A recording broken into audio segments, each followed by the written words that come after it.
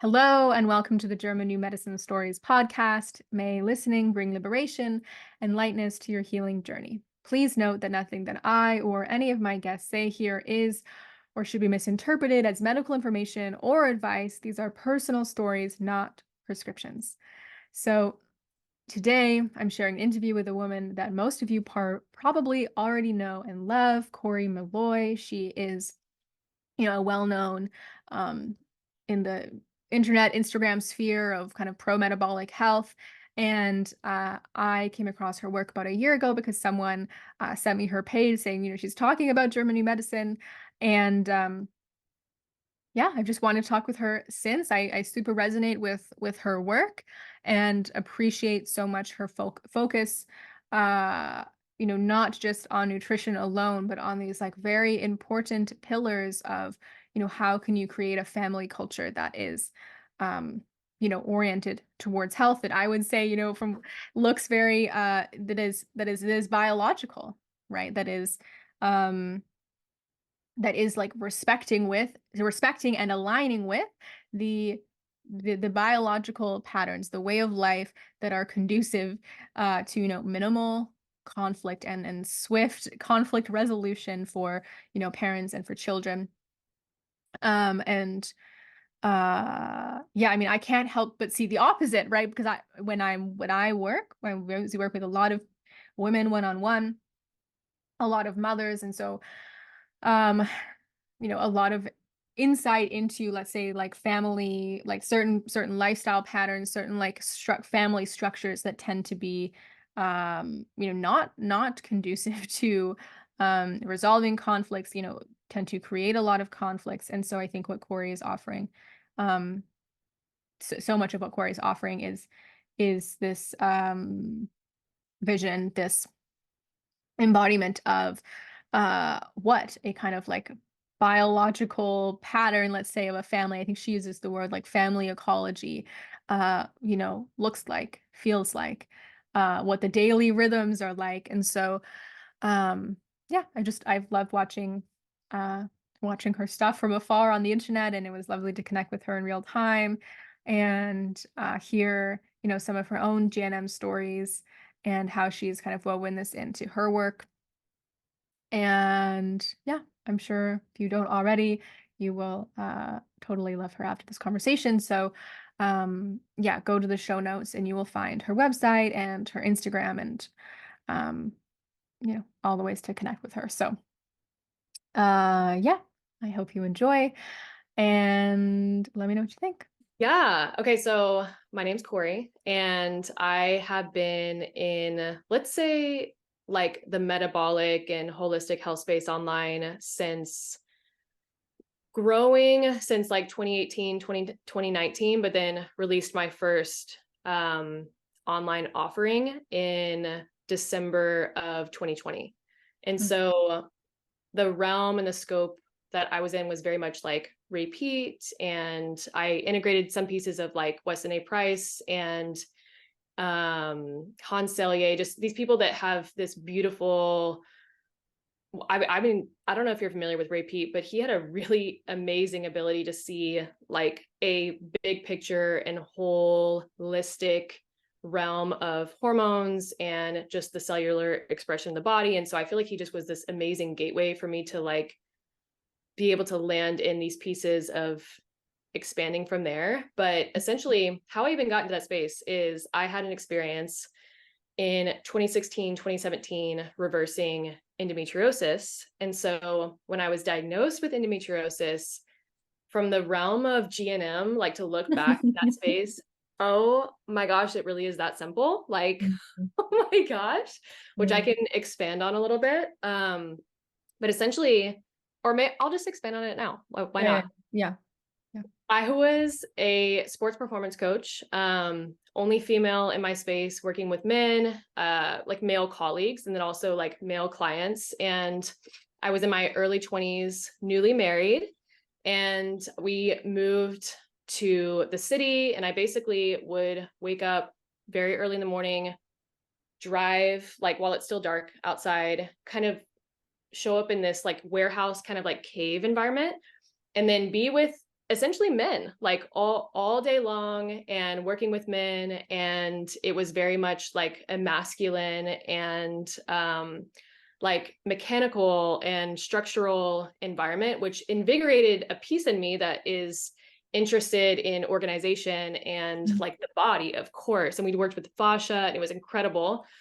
And then after a while, I felt myself bumping up against this idea of like, what even is my female space? I felt like my female space had no like room to even flow in there. I remember if I was on my period, like if I Mhm. was on my bleed, are you kidding? Like everything was so secretive and everything was so hidden. Mm. And I had these ideas coming in of just like, how would I like have a child in this environment, and would I keep working, and like what would things look like? Mm. And I simultaneously got off birth control like sometime around that period. And suddenly these symptoms started increasing and increasing and increasing each month, but also simultaneously like in that environment, and not actually feeling like I could thrive as a woman in that environment.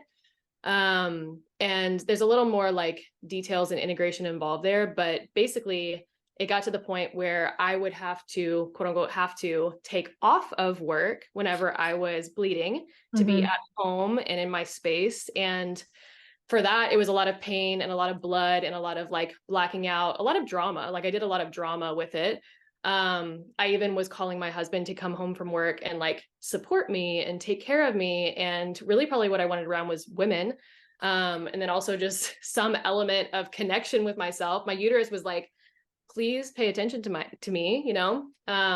Just like, yeah, it was pretty incredible to like look back and see how much of that made so much sense at the time, because my period just became such a drama every single month that I needed time at home and time away from work and time to rest. Mhm. And so, yeah, I basically immediately was going to these conflicts of, am I going to ever be able to have children? Because like I was starting to, Mhm. like these like fear Yeah. complexes coming in. And I, with endometriosis, I started working with this practitioner. At this point, we moved to Florida. So started our own businesses, moved to Florida simultaneously during this time. And I got connected with the most incredible practitioner who really brought in a lot of bioenergetic and metabolic pieces without me knowing what he was speaking on. But he just pointed out estrogen being like through the roof, and something to balance, and then, support the body's use of or production of progesterone. And so back then we went like the herbal supplement route to be able to bring my body back into balance. Mhm. And I, within 2 months, was completely symptom free, and then pregnant the next month, and had never felt better. I just like couldn't even believe the Mm. body's innate healing design. And then that, of course, opened up my whole world to, okay, And had if you quit this like super masculine job as well? yes, Mm. yes, I Interesting. quit the job, moved to Florida, Mm. but it's interesting because if we are 3 months, basically your cycle reflecting what was happening 3 months prior. My most painful cycles were actually in Florida after I moved, those 3 cycles after moving. And then started working with this practitioner, and yeah, had incredible, at the time I was just like, this is like a miracle, like Yeah. unreal. Yeah. And I at the same time can look back objectively and be like, this timeline makes so much sense for how my body could like resolve some of these things and produce a better, like when I look at endometriosis, I'm like, I was having a major conflict with like myself wanting to become a mother, Yeah. and like that not being an environment to bring a child in, and then also like complete cutting off of my Mhm. feminine nature and who I am as a Mhm. woman. And so yeah, after my experience of reversing endometriosis, like diagnosed, So what, just to clarify, you're saying like, so at the time it was like, oh my God, it's the nutrition, the supplements fully, like this was the thing. And there maybe retrospectively, you're seeing there might have been a fuller picture, that there was like 100%, other elements creating that, miraculous, let's say, resolution. 100%. And I feel like I went on the steps and the path that were quote unquote right for me at the time, that I had awareness of at the time. That's why I love to hear people's journeys, because I'm like, oh, that makes so much sense that at this point you would be connected to this person and they would introduce you to this journey and blah, blah, blah. And I feel like I just needed to relearn trust in the body's innate self-regulating like design. And that is what that experience gave me. And so then that, you know, essentially expanded my whole world to, okay, if my body can regress into something and then like reverse up into homeostasis, then what does a lifestyle and connection to our humanity, and like essentially how is the human designed to live? And that is when I went in the whole world of Ray Pete and just loved his perspective of what that looks like. And essentially because the funny thing with endometriosis is, of course, it didn't stop there, quote unquote. Once I had reversed that, other things were popping up for me, such as a little thyroid thing here and there, or I even had some Hashimoto's markers come up when I was postpartum with my son. And so that was simultaneous of finding Ray's work. And I was finding that like even just the smallest increments of pieces that I would integrate from a nutrition or a lifestyle point of view would just be like, my body would just like take it, receive it. And then I experience a lot of healing and resolving with those pieces alone. And so those next few years were just like this experimenting and bringing in information and wisdom, and then finally releasing a whole course on like bioenergetic health and life and metabolic health.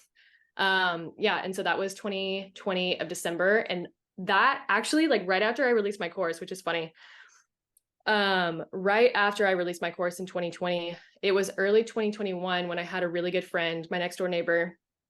I think she had the book Messages of the Body. And there was some symptom that had come up for me. And she goes, let me go look in my book and see if any of it resonates. And she like comes out with her book, which I just love so much when I look back on this. She like comes out with this book and we're in the cul-de-sac and it's so cute. And she reads me this thing and I go, no.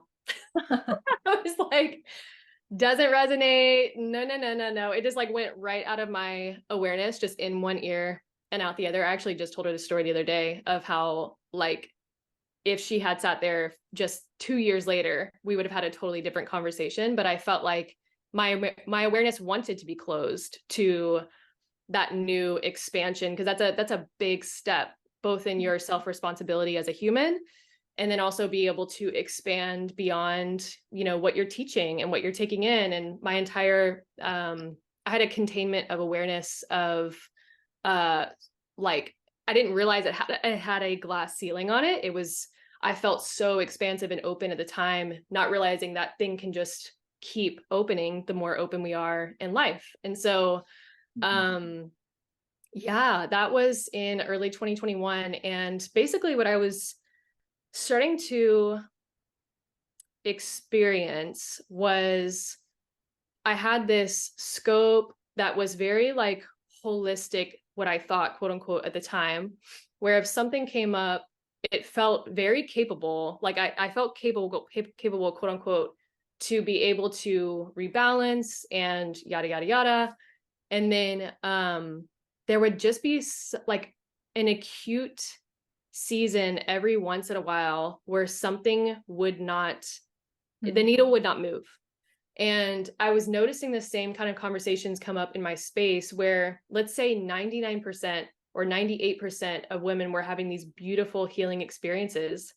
There was a small percentage of something that I felt intuitively was like a needle that needed to move, and that was beyond just the nutrition and the lifestyle and the supplements. And I felt it myself. And I also felt like when I look back on that experience, I'm like, that makes so much sense that I needed to go step out and have an experience for myself and then bring that into my space, integrate it into my space. And then, just watch like the slow receiving of that expansion from there. And so my first, like, you know who it was? I think it was Samantha Naturally. Are you familiar with who that is on Instagram? Oh. She was in my like field for a long time, and I really loved following her. And then I think she just posted on her stories one time about German New Medicine. Hmm. And I went to the website, and it just felt like an immediate download of like, this Mm. makes so much sense. It felt like, I feel like that website can be kind of like, people describe Yeah. it as choppy. To me, I felt like I was reading like A plus B equals C. Like it was, Uh-huh. it literally was like, oh, it's my language. I speak this language. I speak this lingo. Immediate integration. And so I felt like it was this like back pocket tool, even though it made so much sense. I was like, back pocket tool. And, you know, if these things like don't work, quote unquote, I'm doing a lot of air quotes. I don't know if you guys, I'm assuming they can't see videos, but I'm doing a lot of air quotes. Um, if these things don't move that needle, then I have this tool that I can pull out and like just kind of look at objectively. And um I was doing that and had amazing experiences with like small, minor things, but still at the same time was like, what do I feel about like fungal things? And what do I feel about this? And in Hawaii, we have something called hale rot, which is a white fungal, it's Tinea versicolor. Uh, And it quote unquote only appears on white people that move here. And I wonder why. I wonder why. And so it's pretty incredible to have like looked at the genome. That was one of the first things I looked up actually, because I was like, there's this thing that only white people get that are Uh-huh. transplants here and don't have a sense of, we talked about this, biological belonging here and what shows up on their back. And anyway, so I was having these minor experiences here and there, but the first huge experience of like everything that I thought about fungus, everything that I thought about like this and that, and trying to address it with like, is it driven by estrogen? Is it driven by this? Is it driven by this? That all just dissolved Mm. like into an ocean in the best way. When my daughter was 9 months old. So that would have been, I guess that's like 2.5 years ago or 2 years ago. And do you want me to share that story? Yeah. So when my daughter was 9 months old, I was making a postpartum meal for a good friend that lived about 30 to 35 minutes away. And at this point, I hadn't spent more than maybe an hour away from my daughter if I like went to the store and came back. I mean, at that point, like she's a part of me and I take her everywhere with me. And for this one time, it was a far drive. And so I was like, I'm going to leave her here with my husband. I'm just going to go drop off this meal and come back. So 35 minutes plus 35 minutes is obviously 70, already more than I've been away from my daughter before. But while I'm there, my friend is like, do you want to hear about my birth story? And I'm like, oh my gosh, I would love nothing more than to hear about your birth story. And so being able to hold that space for her and talk through her birth story.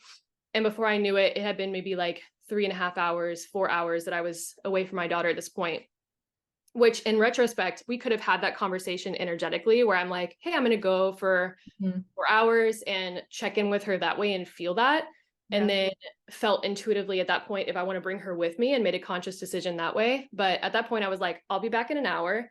And then time goes on and time goes on and time goes on. So at one point, my husband checks in at about the 3 hour mark. And he was like, hey, she's having a hard time. What do you Mm. want me to do? And I wasn't pumping any milk at that point. I didn't pump any milk this whole experience with my second born because she just was always with me. I didn't really pump with my firstborn either. And we had a jar of raw goat's milk in the fridge. And I said, why don't you feed her some raw goat's milk? This is a super important bookmark for you guys to remember. And I was like, just feed her a little bit, see if she'll drink it. And then Mhm. I'll come back and I'll nurse her, just experiment and see what it's like. So I come back and he says, hey, she kind of drank the raw goat's milk, but obviously really wanted you. And we come back together. A few hours later, I noticed that she has these white spots forming in her, like the roof of her mouth and on her tongue. And I'm like, hold on, hold on. I feel like that is that thing that I've always heard mothers talk about that's called thrush. Mm. And simultaneously, I started experiencing painful nursing sessions where it felt like a burning and stinging sensation, which is when the mother, quote unquote, has thrush. And I'm like, okay. So at that point, for whatever reason, I say for whatever reason, probably was blocking the tool to come in and look at German new medicine, which would have been crystal clear and simple Yeah. what was going on. And I'm like, oh, it's like a fungal thing. So I go and I'm like looking at like different sources on the internet, just like it's the classic mom thing of like, what do I have in my arsenal? What do I have? And then also to kind of like assuming that it's going to dissipate on its own. Hmm. But days go by and it's getting worse and it's getting worse and it's getting worse and it's getting worse. And I eventually make a call to a chiropractor on island who does a lot of herbal and naturopathic things. I go up to his office, I get something for her, I take it, I'm giving her something, nothing is working. I call my midwife and she's like, oh, thrush, you just need to get this, and then put it on the inside of her mouth. And it was, I'm pretty sure like a prescription bottle of something, like something antifungal. And I remember getting the bottle and holding it in my hand and being like, there's no way that I'm putting this in my daughter's mouth. There's just like, I Yeah. intuitively, like just holding it there Yeah. to my heart space, I was like, no. So it just sat on my kitchen counter and I just was like, something obviously needs to move here, but I don't know what that is. And at this point, I think it was like 3 weeks now Hmm. that she was experiencing thrush that was just like very yeah, it's like the tissue is coming off and like it's getting everywhere. And once again, I'm having a lot of pain. And I just intuitively and instinctively felt like there was something more for me here. Mhm. And so I'm like, wait a second, German new medicine. Let me look at the website and just like, let me just like take a gander just to see what it says. Yeah. And it says right there with oral thrush in a baby, it's the distress of a baby not being able to get the milk morsel. It's like, is this gonna come? Is this like, where is it? It's like in particular the healing phase of being in distress, of wondering where is the milk morsel. Mhm. So I am reading that and I'm like, okay, that makes so much sense. And then I have this memory come up immediately right after that of the fact that when I was 9 months old, my mother went on a trip and I never really thought about the trip part in my awareness up until this point.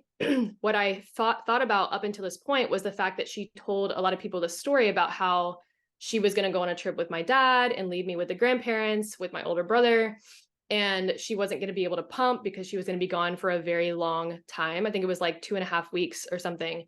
And so what she did was she went to go find a farmer. And what the farmer had was raw goat's milk. And so she had told this story many, many times. It had imprinted in my brain of Yeah. like, I drank raw goat's milk at 9 months old. And then Wow. I'm having this like massive aha download of, oh my gosh, when my daughter was 9 months old, I fed her raw goat's milk. And we don't even have raw goat's milk in our arsenal regularly. We just so happen to have a friend's jar of raw goat's milk. We usually have raw cow's milk. And so the irony of all of that and the fact that I was having, and by the way, what I didn't mention is when I was over at my friend's house, I was starting to have this intense somatic experience Yeah. of I need to get home to my daughter right now. Like it felt primal and overtaking. And so I remember it being distressing for me. So there's the conflict on my side. You But the separation probably the like it sounds like separation. low grade mastitis, right? Totally. And when I'm like, all of these aha moments are coming into play at one with just the fact that this was like a healing phase alone, but also there was something I knew that wanted to come into my awareness. And I felt like it was the piece where I realized I was the exact same age when my mother left. And how did that feel for me? And I felt like I got to experience this like recycling of like, this is maybe how it felt for me to not have my mother around and have this new milk. And it was incredibly healing of like getting to feel that feeling Yeah. through the lens of my daughter showing me that. And we had this moment where literally I just brought it into my conscious awareness of like, that must have been hard. Maybe that was hard. Maybe I was missing my mom. And boom, conscious awareness. Within 2 hours, I like look in my daughter's mouth again because she's about to nurse. and that white is gone, Wow. completely gone. And And just to that, clarify, did you say anything out loud? Like, was this you just had this internal experience in you? you know, I may have said to my daughter, I think I said to my daughter, that must have been hard when I was gone, and I was gone longer than I thought I was going to be gone. And from now on, I'm going to tell you how long I'm going to be gone. We had a check-in where it was like a move towards strategy too, of like, this is how it's going to Yes. be. And I gave her a framework. And so I did speak that. But the piece that was the aha moment with myself as a baby, Mhm. was entirely internal and just something I brought into my awareness of like, whoa, and then feeling that, and then having that moment with my daughter. And which is interesting because with GNM, it being the healing phase, Yeah. it's almost like I felt like in retrospect, like when I look back, I'm like, it's almost like that was like a her daughter, her body and my body wanted to express that longer for a reason. And I felt like it was that like awareness piece that needed to come in. And as soon as it came in, I was like, done. And then, Yeah. yeah, my pain went Hanging away. feeling soft. Yeah. Exactly. Exactly. And so to watch that have just completely resolved in Yeah. a couple hours, and then my pain completely gone after doing all the things and Mhm. like the herbal stuff. And I didn't do the prescription stuff, of course, but it just didn't felt, I already knew that was a no, you know, so it wouldn't have, I don't think it would have worked anyways. Or it could have worked, quote unquote, and then it wouldn't have invited me into that aha moment with my daughter that I felt was incredibly powerful. So that was my moment of that dissolving of just like, okay, how I have seen this before is here's the scope of try all the things. I'm like holding up a ball basically, visually, but like here's the scope of try all the things, and then over here is this small tool.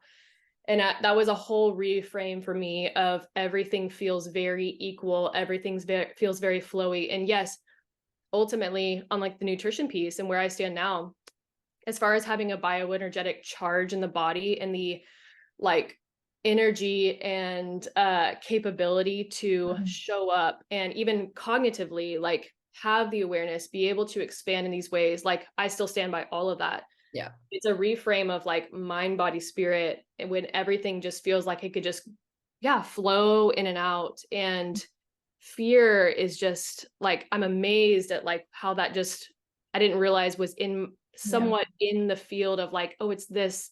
Maybe I wouldn't have consciously called it fear before, but the idea of like the body can just do something and then we Mhm. just get rid of it, that is just not in my awareness anymore. It's the idea of everything makes actually so much sense. And what is the very good reason that our body is communicating this to us, and what can we learn about ourselves and even our ancestral experiences through these symptoms?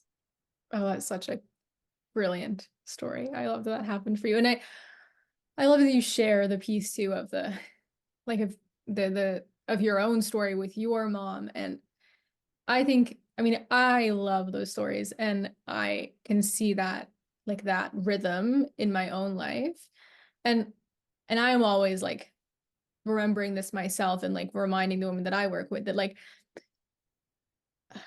the five biological laws, it's like one pattern within greater like I don't know, greater laws, greater patterns that I don't transcend time or something. um and yeah, to like to not uh relate to it like dogmatically, like allow, like there's something to have the structure, like have the whole system, but then you need it so that it can then like direct the intuition and the creativity and those like those moments where everything clicks together. And yeah, I just love that. And we were discussing Gilbert before this, and I'll have to tell him that story on your behalf because he'll love it. Please do. He's Please so do. about, those repeating patterns over generations. And uh if you start looking, you find them, and it's Hmm. very interesting. And yeah, extremely trippy. I mean, for me, it's required, yeah, quite the like reorientation to life and this kind of this like symbolic worldview, this way of looking at my life, other women's lives, symptoms, the body, like realizing that that is how the the subconscious, which is like, our biological mind, speaks in in like symbols and speaks in patterns that go beyond our one life. So yeah, that's such a good story. It was the first, I would say, pattern. That is the exact word I would use to describe it. It was the Mhm. first unconscious pattern where it's like, hey, we can just throw our hands up and these things will just come into our field, even if we're not trying. That was the first time I had witnessed something like that. And I mean, my daughter in many ways has, because she's my second born, has propelled so much reorienting in our family, period. But Yeah. to have that Are you a experience, second born, Corey? Do you yes, I was. Yes, I was. know? And that's funny because I didn't even come into the field of firstborn, secondborn in the sense of GNM and that lens until reading yeah, Joe Bear's work.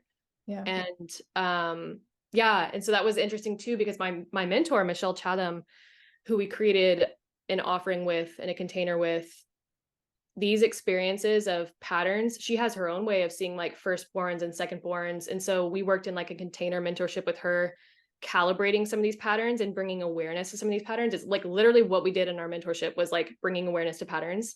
Yeah.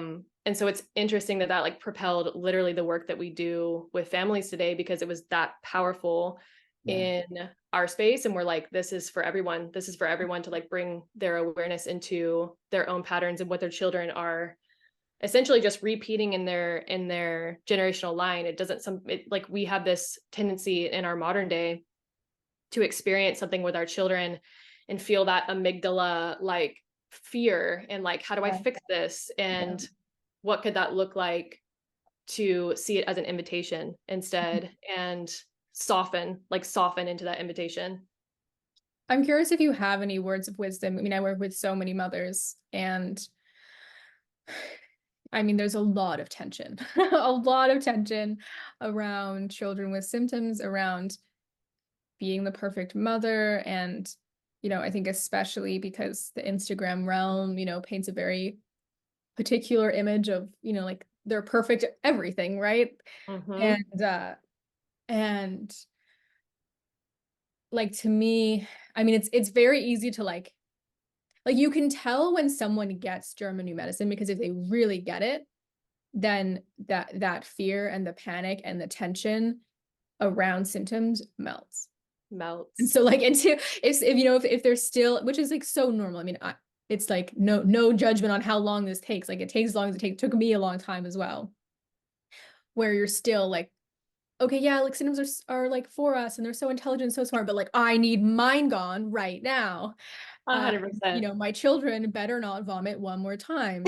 Um, and I like that, it's fine, and to be able to like I can still go there, but that like the ultimate medicine that I'm always like, trying to figure out like the smoothest way to impart that on someone is like, it's okay if your kid vomits, and it's okay if your kid has thrush. It's okay if you have a symptom or whatever. Like that's the real, um, like that's when you get to the heart. So I'm just curious, like as a mother yourself, how you do actually create that softening for yourself and the not resisting and the because then you're actually also available for the intuition to come to you.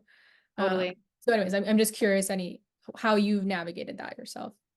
I do have words to share here when you Mhm. phrase it this way, because what comes in for me is this idea of what is the larger context, and we'll call it unconscious too, um, motivating and driving factor beneath the questions that we ask. And for a lot of mothers, I would say, just in my experience of like being in the field of so many and watching them navigate through this and then bumping up those against those things in myself and calibrating those things, is that deep sense of self-worth. And so a lot of mothers begin any process and journey Mhm. not realizing that underneath some of those like initiations might be, okay, I'm going to go be perfect. I'm going to go be the perfect person, the perfect mother, because deeply underneath all these layers, that sense of identity and self-worth and belongingness and like trust in who I am as a human, that sense of knowing of yourself. And like, you know, we can expand that whole conversation into like, were those things spoken into you? Did you have your parents and your grandparents to like speak that identity over you? And this idea of, or was there a conflict there where you were trying to be the perfect person for your parents, and depending on what kind of behaviorist and blah blah blah. I mean, this really expands so much further into different webs of conversations, but essentially like bringing back yourself to the center of like, am I on this endeavor because it feels most safe for me in my body for my child to be in perfect health and for them to be perfectly behaved and for me to be in perfect health, and anything outside of that line, I feel like I am going to fall apart.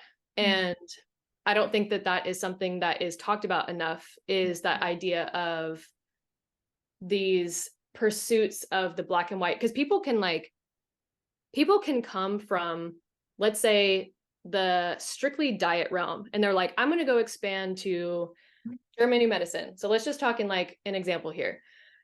You can literally be taking that exact same framework and orientation around your black and white lens of life that's keeping you safe and keeping you perfect, and be placing it onto GNM.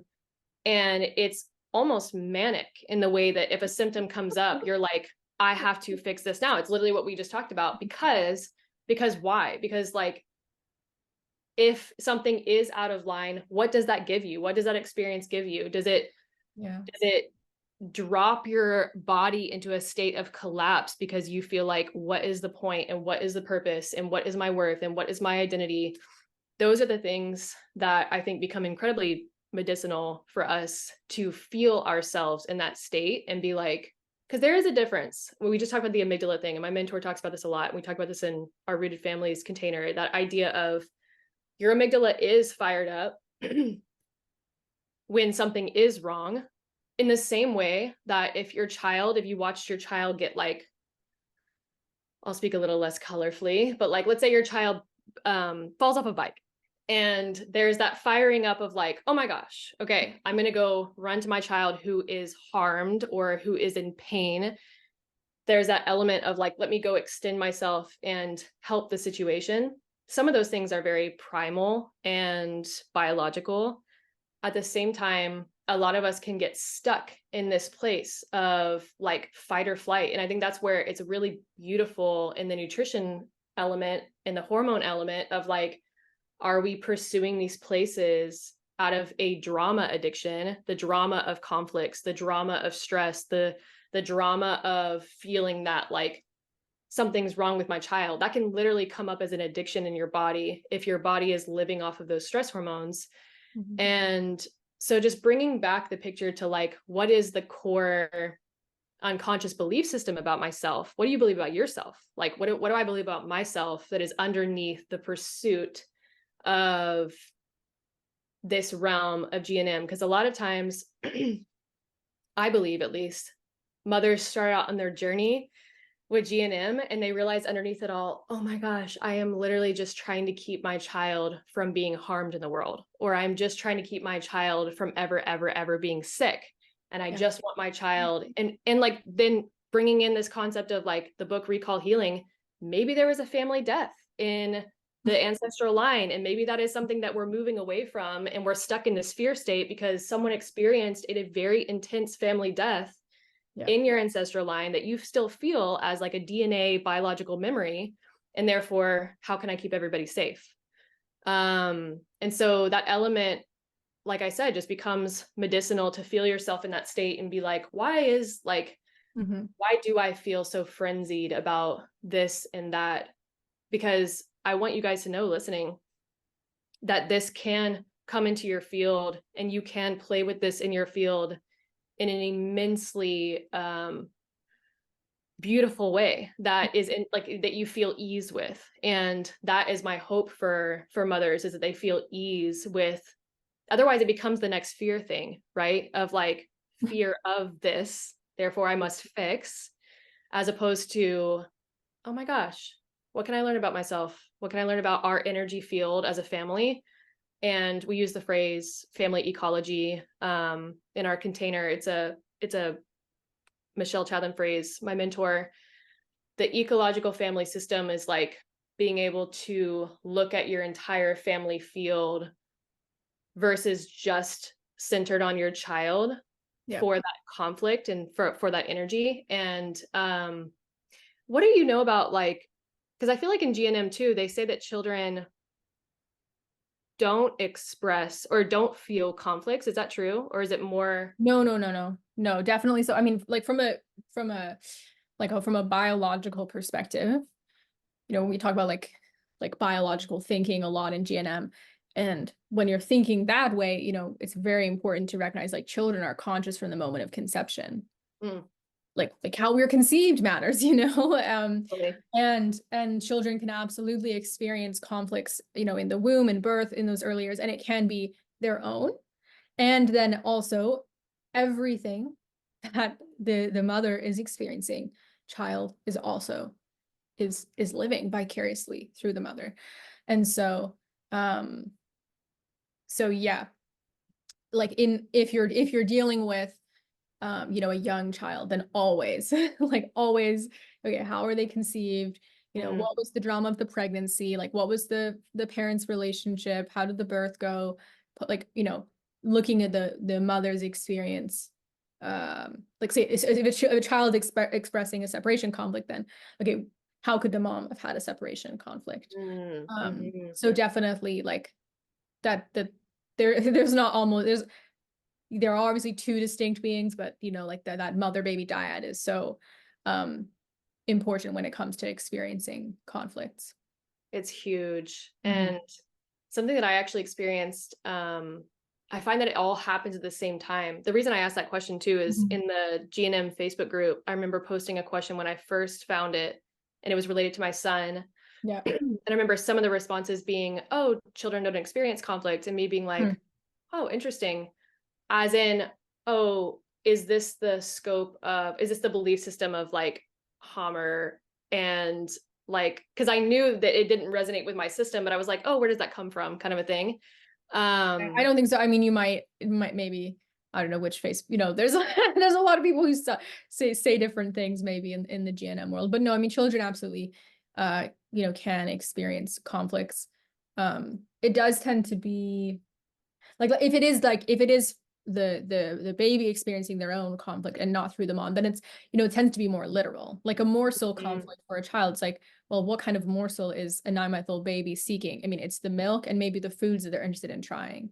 But it's totally. not like the older you get, the more symbolic and the more like, you have the capacity to imagine like endless horror scenarios. And so you could get very extravagant in what type of things you could, become conflicted about. So in a lot of ways, it does tend to be more simple the younger that someone is. It's so true that it's simple, and that's why I love, she and I were talking about like the milk, dairy, and like how a lot of mothers navigate. Do you want me to share that story with Yeah, yeah, yeah. my daughter? Again, my daughter just like, once again, that second born thing, and first female too. I come from older brother, me, younger brother, she's older brother, her, and I love the like invitations there.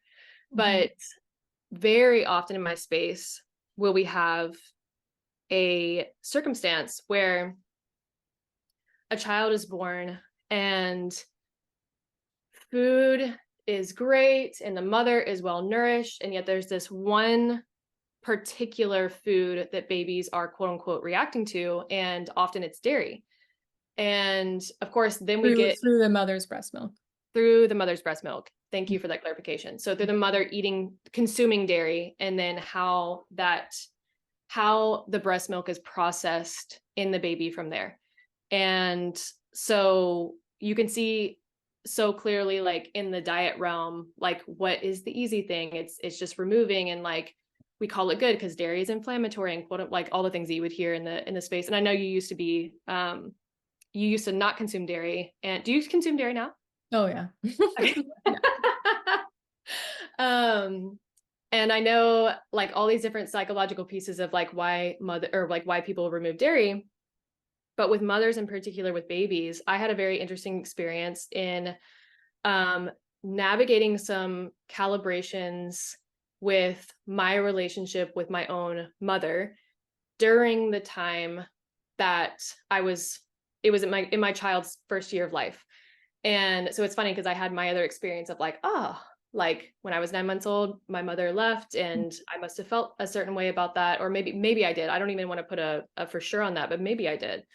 But when my daughter was very young and a few months old, like first 6 or so months of life, anytime that I would consume dairy, whether it was raw or pasteurized or even butter, I would notice that she would have a harder time digesting it, and the stools would actually become a little bit more sticky and they had a very distinct smell to it. And it got to the point where I finally identified like maybe it is a dairy thing, which is so interesting because I'm like minerally, like we're good. Nutritionally, we're good. Like bioenergetically, we're good. Like that, all those ideas of like what would create a situation where we can't digest this from a nutrition perspective. Um, and what I realized in hindsight, because there was a moment, and this was more of an aha moment I had in the last year and a half when looking back, because again, we resolve these conflicts sometimes just by living our lives and walking the path that we know is aligned for us. I was going through, yeah, some calibrations with just like my relationship with my mother and just how I saw her as a human, and like bringing in like awareness for where she's at and where I'm at. And basically over that time, which was a matter of like a big, powerful circumstance that happened in a couple of weeks, my daughter was suddenly able to digest dairy again.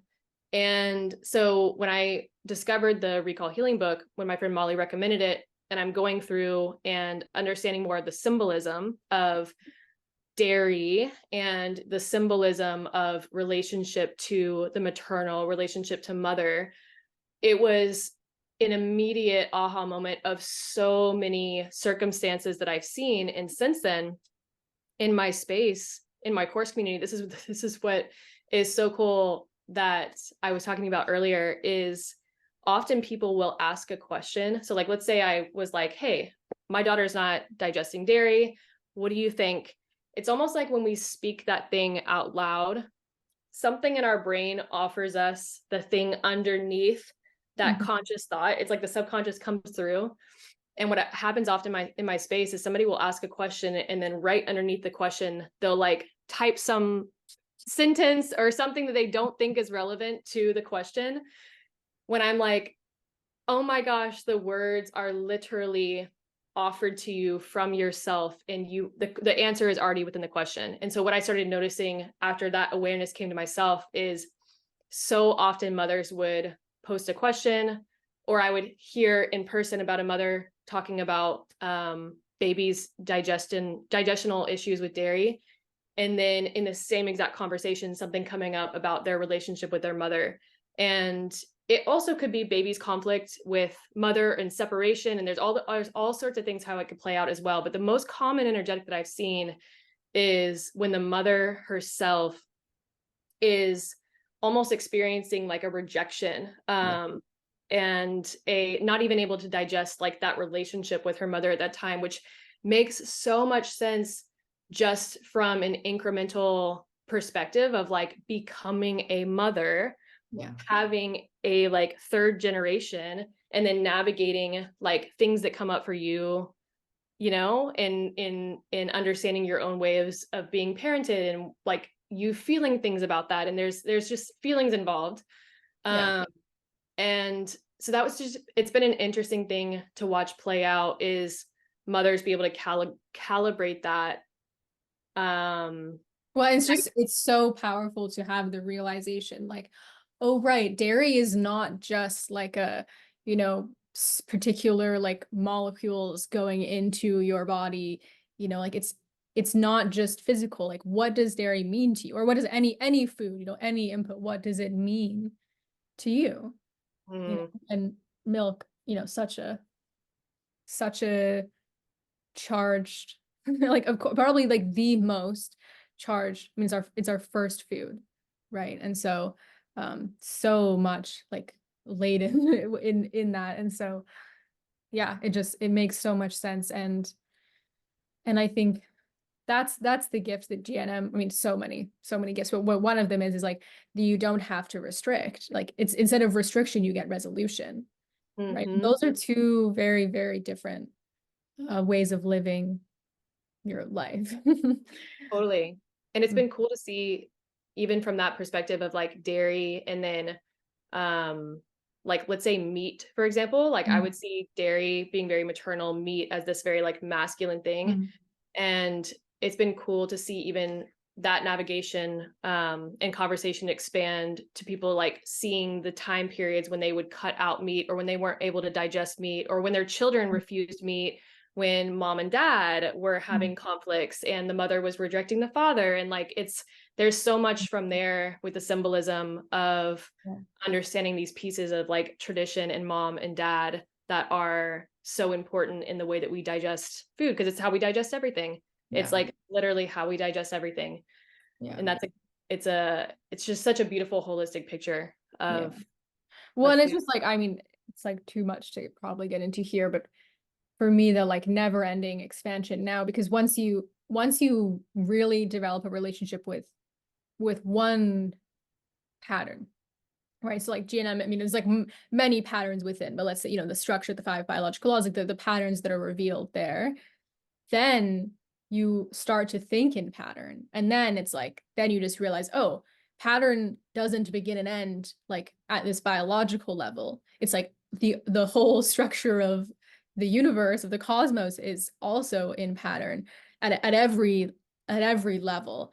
And learning to like to see that and to come back into coherence with the pattern versus I mean that's kind of like that's what our modern world is, just like in every possible way, like kind of being as dissonant with that, with the way things are meant to be, with the pattern of nature, of reality, or whatever, of which the five biological laws are one part of that.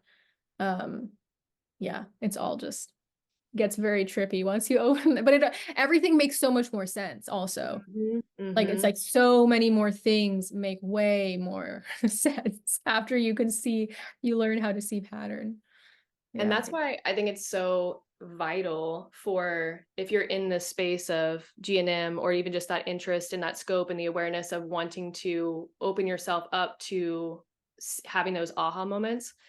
Actually, I think it was Dr. Melissa Sell who taught this to my friend Molly, and she was telling me about how you probably already aware of this. You may have talked about it in the podcast, but the German tradition of like how this came about was like kind of like a village orientation of people coming together in like a circle, and it was called, I think she said it was called the thing, and it's like a regular rhythm on like let's say a Tuesday where people circled up and talked about like this is what I'm experiencing, and the village kind of comes together and like brings in what that person needs to resolve certain conflicts. Mm. And what's interesting is when I discovered GNM and had that landing place of like done, I feel totally like penetrated in the best way by this, that field of people became so clear around Mm. me at the Mm. exact same time. And even like my next door neighbor at the time of bringing in that awareness, we just used to sit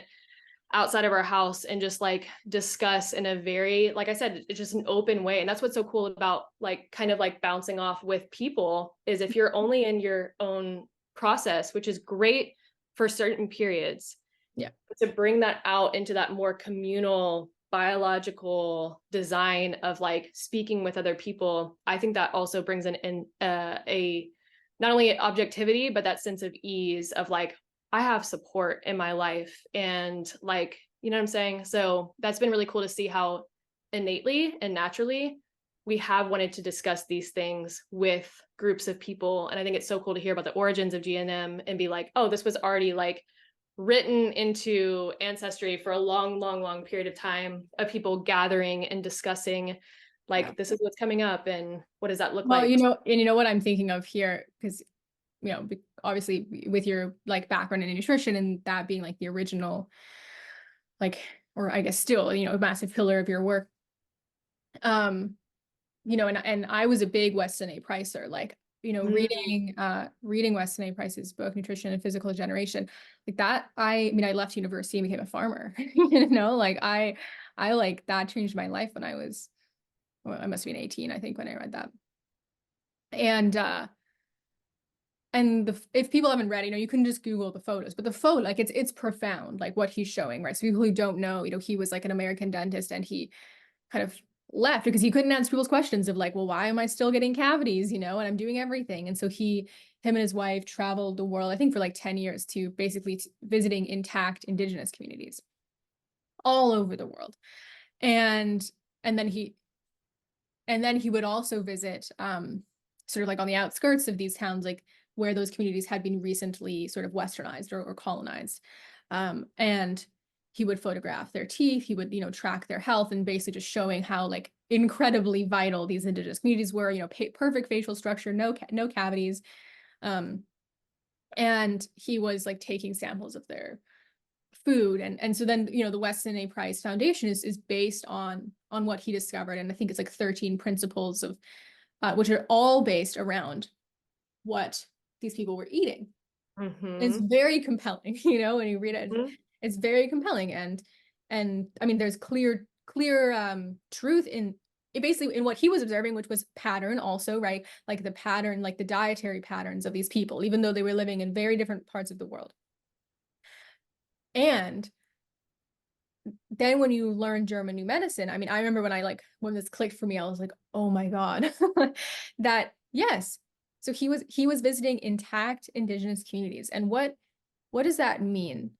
That means Mm-hmm. these people were living within a like cultural, like an intact cultural rhythm, right? So yes, they were eating beautifully nutrient dense foods, but they were also like eating the same foods that their parents had ate and their great parents, like for generations. And there was no, like, if we look at the criteria for a conflict shock, like surprise being a big piece of that. Well, I mean, everybody in your small community, every year's rhythm, it's the same every year, and you do not move very far away from your family. There is like, some kind of spiritual tradition that's intact.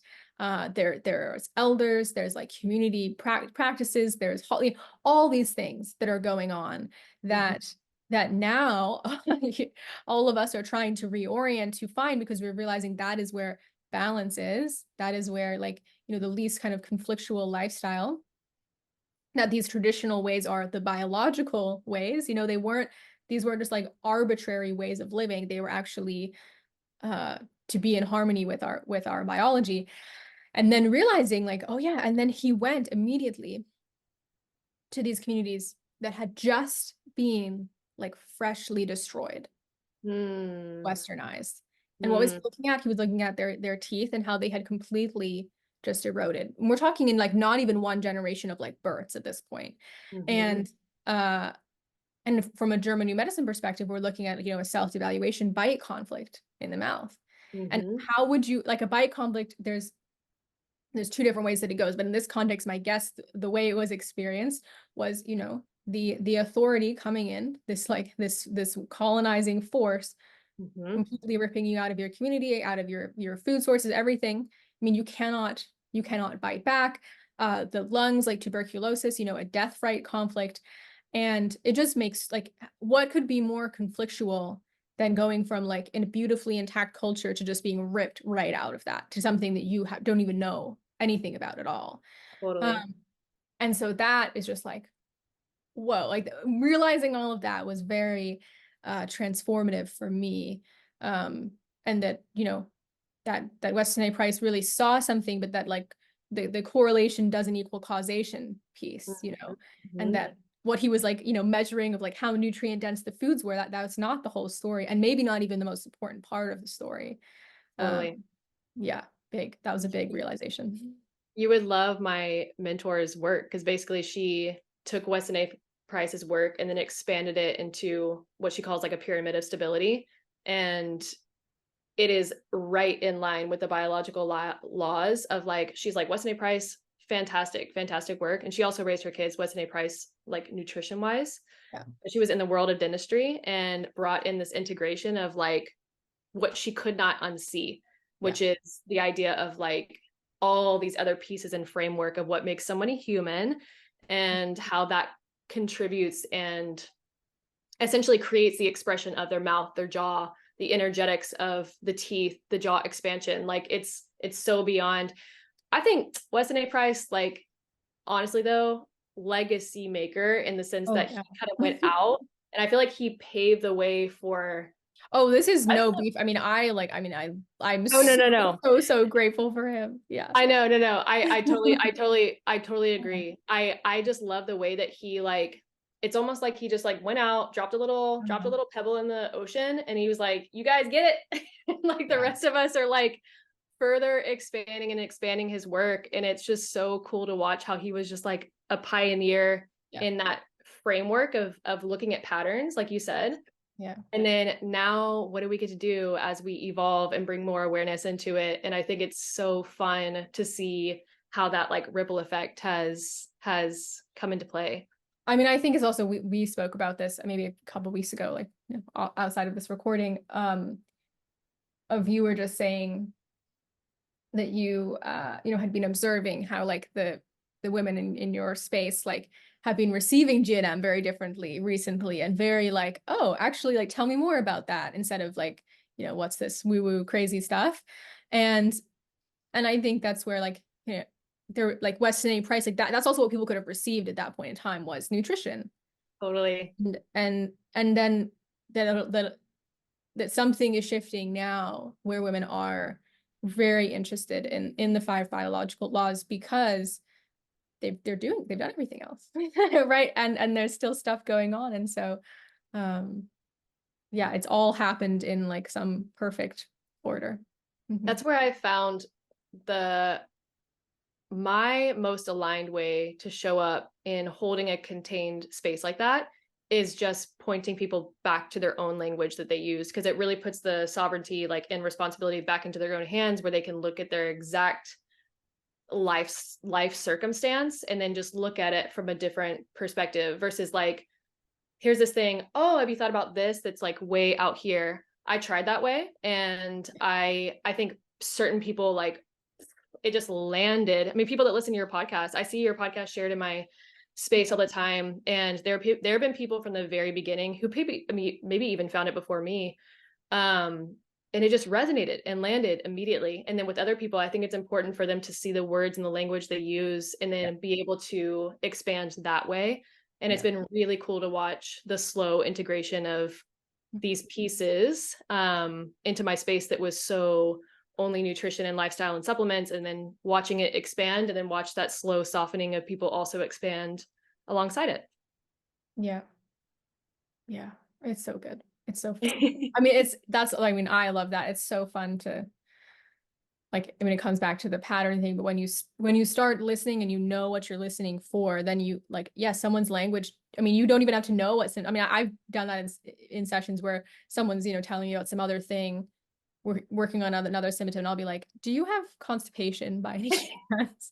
Because now like I've worked with enough people, I've like realized like, oh wow, there really is like every symptom has a state of consciousness and a thought pattern with it. And if you got 10 people, like they're using the same structures to their sentences and in their words, and like that language becomes like a brain scan I think it takes a long time to like develop the capacity to, and I can't do that fully at all, but I can start to see how that could become and I know people who kind of think that way, where because of the synchronicity on the 3 levels, that you can look at a brain scan and you could read someone's health, but you can also just talk to them and you would access the same information.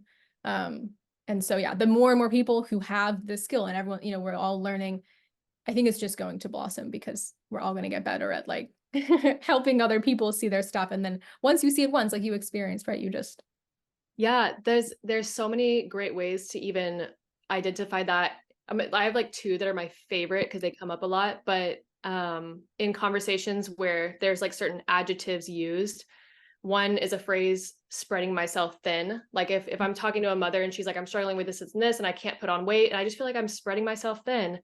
And that phrase, I'm like, hold on, can you go back and just say that phrase one more time?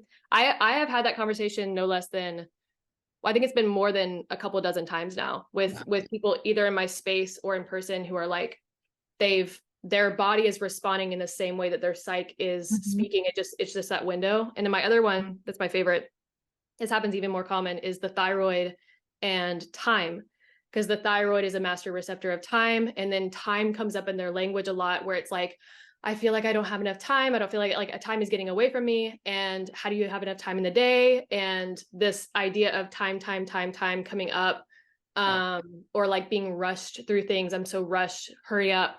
Like those time words come up very commonly in my space with people who have a hypothyroid expression, where the thyroid is essentially slowing the body down to have enough time because they're feeling so rushed through life. And so there's chicken or egg, but there's a wonderful window of language and the body. And if people can just start like listening to the things they tell themselves, it becomes abundantly clear what's going on.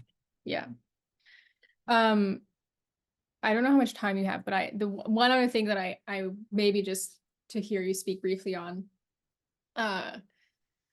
which hasn't, I don't know if we've really discussed it at all on the podcast, but it's like so huge and so important, is the like relationship dynamics. And I love seeing, you know, I just see your stuff through Instagram, like addressing, you know, these like husband and wife, you know, male, female relationships, and how important that is to the health of not just the couple, but also their children.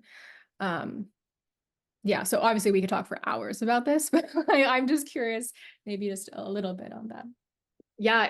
I hear my husband coming in with my kids right now, but maybe I can sum it up in like 3 minutes, is just this idea that so many women go out on the front lines, let's say, whether it's the holistic sphere or whatever, and they're doing research and they're just going on these lifestyle shifts outside of the union of partnership. And if I could like sum it up in like one sentence, you will find yourself dancing and dancing and dancing around and around and again to the underlying element of union. And the things that you will be searching for, that I've witnessed so much, both in myself and mothers in my space, is there's this like there's an endless, unquenchable hunger to fix the things, quote unquote, that show up in our life.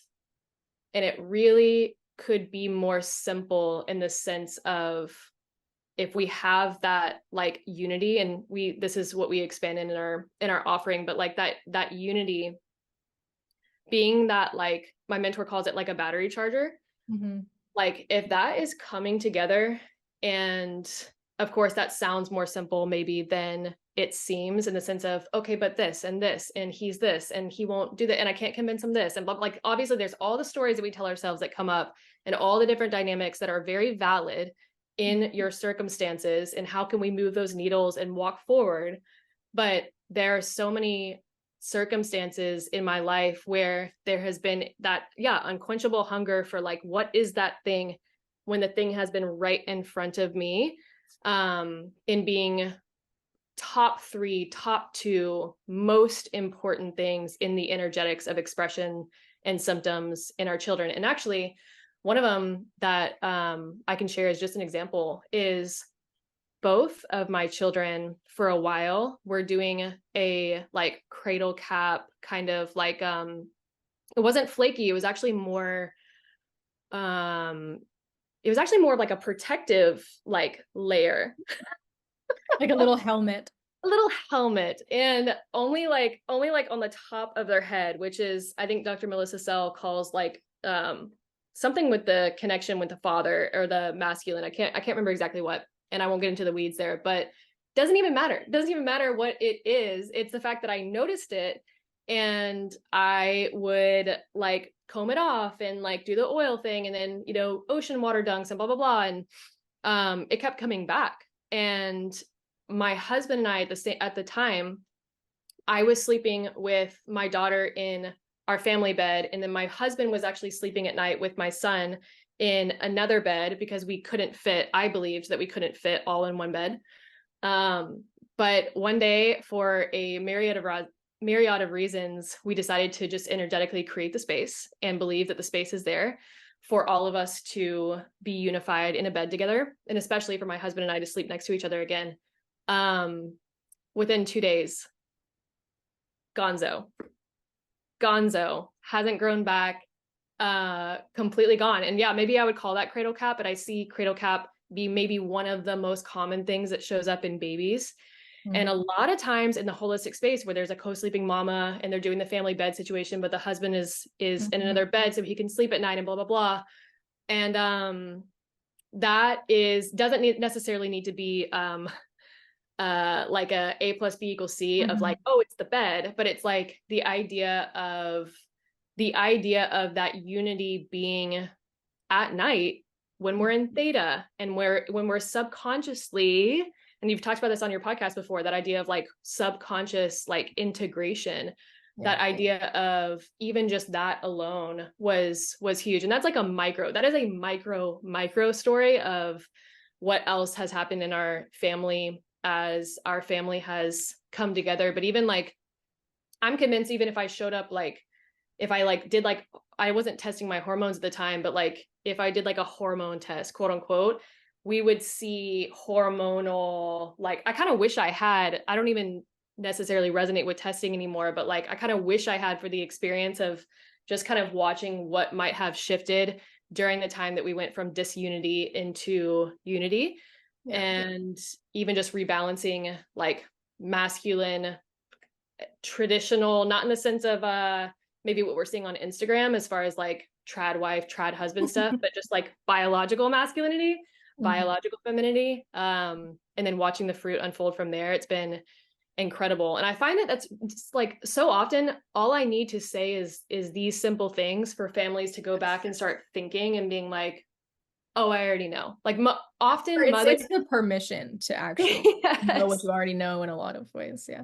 That is such a great way to describe it. It is the permission to know what you already know. And this is the conversation I have more often than anything, is if someone has something going on and I ask them, what is the piece that's out of alignment in your life? And what is the piece that you know would be more in alignment in your life? They already know. It's like, no one needs to tell them. It comes from the inside. It's it's already the piece that's right there in the forefront of their mind that they want to lay out. And then for us, yeah, like with the family bed situation, it was like, I know that the most aligned thing would be for us to come together and sleep in one room, at least for the first 7 years. Like I've just always felt that with my son, and to watch like, okay, we're still going to co-sleep, but like be disunified. And like, I knew alignment for us was coming into a bed. And so finally I just was like, well, let's just do it then.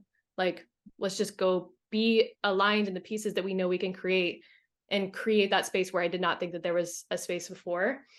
And we're about to do a webinar on this in our Rooted Families group, but I'll say one more thing, that my son, his mandible, his jaw, and his teeth have actually expanded space-wise since we have created space spatially in our house. It's kind of like a spatial alchemy perspective of like where you create, and this is like my mentor's work and her phrasing too, but like where you create space in the home is going to show up in the child. And so that idea of like, where are the areas that I thought we didn't have space to do this and that, and listening to my language there, and then also see how our bodies create space. And then once again, it points back to Weston A Price, where I'm like, that's such a, if we probably looked at those like intact communities, we probably saw so much like little spaces and families just feeling so abundantly spacious inside those spaces and feeling so supported, and their bodies feeling supported, generationally feeling supported, and then watching how space happens from there. Oh, it's the perfect place to end. I hope people can like, what I want people to take away is like, this gets to be so fun, you know, and like so creative and so intuitive. And it doesn't have to be that you don't have to take the rigidity from an, you know, into GNM. You get to like applying this doesn't have to be like doesn't have to feel like the learninggnm.com, you know, it's like it's very dry and very, you know, the way that it is. It's wonderful, but it's also challenging. And it doesn't it when you actually get to the point of fluency, then in your real life, it's just so enlivening. And that's what I want people to know about this. Is just yeah. I so appreciate the way you've shared in this conversation because I really feel like you hold that so well. Just the Hmm. yeah, this the spaciousness and the like expansiveness that can come from this. That doesn't have to feel like another thing to do, another thing to feel bad about, another thing to, you know, not be the perfect mom about. It's just like I have fun. mean, enlivened is the perfect word. I just love that so much. And I hope that lands with those listening that like check in with yourself, like ask yourself that question of what this experience gives you. Yeah. Empowerment, enlivenment, and maybe empowerment could even feel like rigidity to some people, but enlivenment and ease is a whole different energetic. And I love the way you described it. And I feel that in your, I feel like people that come back to this podcast and listen to these episodes and hear these conversations, especially the ones between mothers, it's just like such a beautiful invitation. And I love that you're creating this space for people. It's amazing.